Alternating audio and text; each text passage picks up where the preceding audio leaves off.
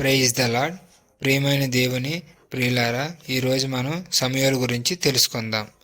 సమూయేలు తల్లి పేరు హన్నా, తండ్రి పేరు ఎల్కానా. హన్నాకు సంతానం లేకపోవడం వల్ల చాలా బాధపడేది.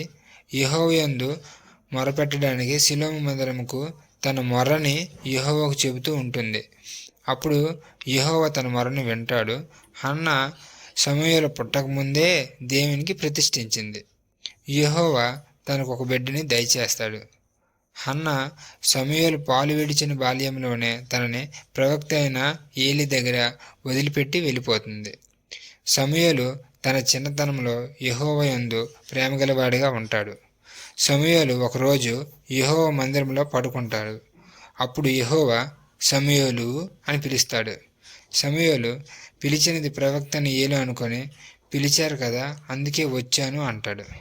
అయితే ప్రవక్త నేను నిన్ను పిలవలేదు అని చెప్పి పడుకోమంటాడు. కొంత సమయం తర్వాత యెహోవా మరలా సమూయేలుని సమూయేలు అని పిలుస్తాడు.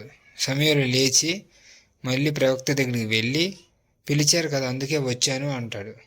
ఇది రెండోసారి రిపీట్ అవ్వడం వల్ల ప్రవక్తకి తెలుసుకొని, ఈసారి పిలిస్తే దేవా నీ దాసుని చిత్తం ప్రభువా అని అంటాడు. అప్పుడు సమూయేలు ఇదే మాట యెహోవా యందు చెప్తాడు. అప్పుడు యెహోవా ఏలీ కుమారులు యెహోవాని ఎరగని వారై మిక్కిలి దుర్మార్గులై ఉండిరి, వారికి శిక్ష వేస్తాను అని చెప్తాడు.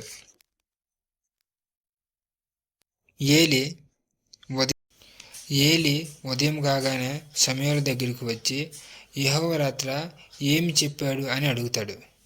ఏలీ అడగడం సమూయేలు చెప్తాడు ఏం జరిగిందని.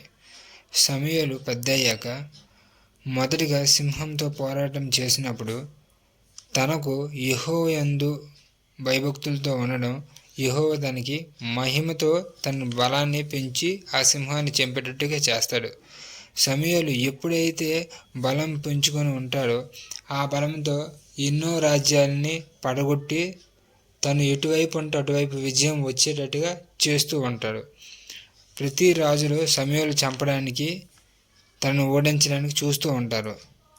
ఇదే సమయంలో సమూయేలు భార్యని బెదిరించి తనకి బలం ఎలా వస్తుంది అని అడిగి కనుక్కోమని చెప్పి బెదిరిస్తారు.